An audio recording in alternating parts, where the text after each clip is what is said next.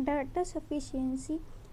तो इस जो डाटा सफिशिएंसी है उसमें हमको पूरा क्वेश्चन सॉल्व नहीं करना होता, खाली ये बताना होता कि किस किस को मिला के हमको इसका आंसर आ जाएगा जो क्वेश्चन पूछा जाता है। तो हम लोग पहले क्वेश्चन से स्टार्ट करते हैं। What is the present age of Rahul. तो पहला स्टेटमेंट क्या कह रहा है, at the time of marriage Rahul's age was 25 years. तो जब राहुल का शादी हुआ तो तब का एज दिया हुआ है, तो इस पहला स्टेटमेंट से तो खाली पता नहीं चलेगा, तो ये ऑप्शन जो ओनली वन इज सफिशिएंट गलत हो जाएगा। फिर सेकेंड स्टेटमेंट क्या करे, the average age of Rahul and Rahul's wife eight the time of marriage was 24 years.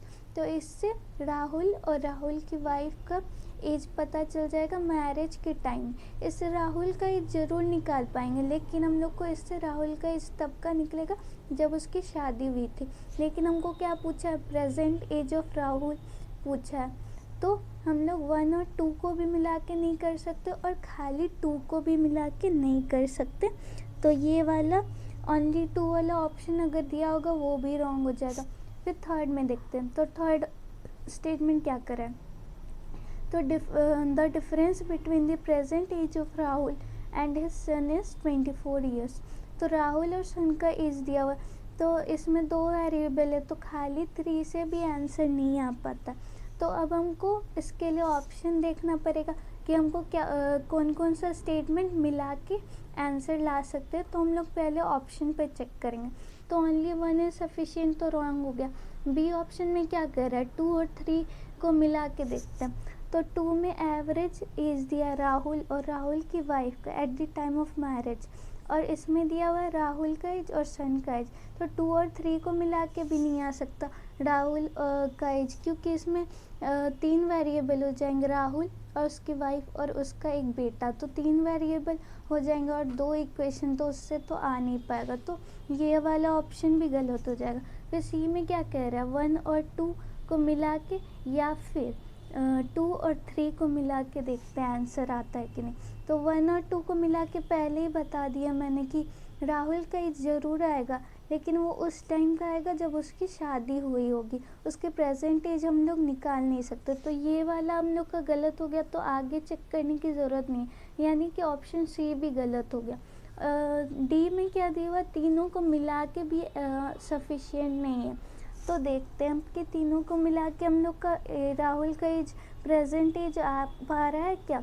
तो पहला में तो मैरिज के टाइम का राहुल का एज है, तो उससे तो नहीं होगा खाली। तो दूसरा में क्या दिया हुआ है, ऐसे थोड़ा इस क्वेश्चन में ज़्यादा लिखने की ज़रूरत नहीं है, आप कोशिश करें कि जितना कम लिखना पड़े उतना ही अच्छा होगा, लेकिन इसके लिए मैंने थोड़ा सा लिखा है, तो 48 हो जाएगा। और फिर इससे राहुल का एज निकाल लेंगे, लेकिन ये खाली मैरिज के टाइम का आएगा। और इसमें क्या दिया हुआ, प्रेजेंट एज ऑफ राहुल और सन का एज दिया हुआ 24, तो तीनों का भी मिला के नहीं हो पा रहा है। तो हम लोग का ऑप्शन इसमें क्या हो जाएगा, 1 का आंसर आएगा डी, 1, 2 एंड 3। तो इनों को मिला के भी ये सफिशिएंट नहीं है ये आंसर निकालने के लिए, तो हम लोग का ऑप्शन हो जाएगा डी इसमें। सेकंड क्वेश्चन में हम लोग मूव ऑन करते हैं। तो क्या हमको फाइंड करना है, what is the ratio of the volume of the cube two the volume of the cuboid. तो हमको क्यूब का वॉल्यूम चाहिए और क्यूबॉइड का वॉल्यूम चाहिए। तो क्यूब का वॉल्यूम के लिए हमको क्या चाहिए होगा, उसका साइड चाहिए होगा, यानी कि एस या ए। और क्यूबॉइड का हमको वॉल्यूम निकालने के लिए क्या चाहिए होगा, लेंथ चाहिए होगा, ब्रेथ चाहिए होगा और हाइट चाहिए होगा।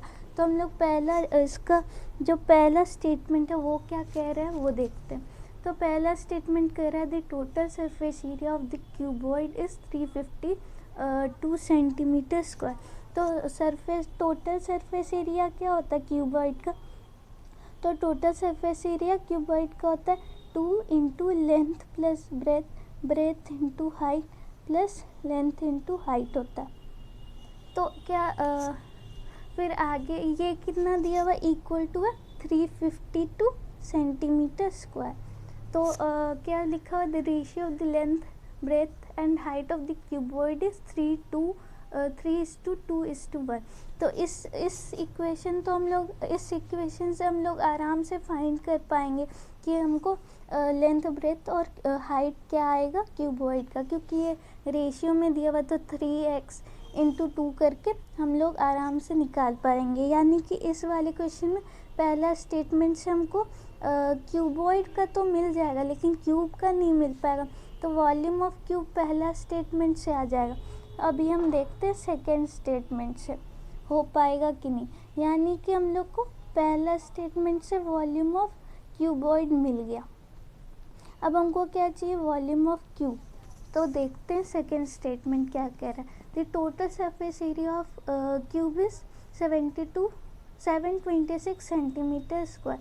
तो टोटल सरफेस एरिया ये क्यूब का क्या होता है, तो टोटल सरफेस एरिया क्यूब का होता है 6s स्क्वायर, जहाँ पे s क्या है, तो s है साइड, क्यूब का साइड है।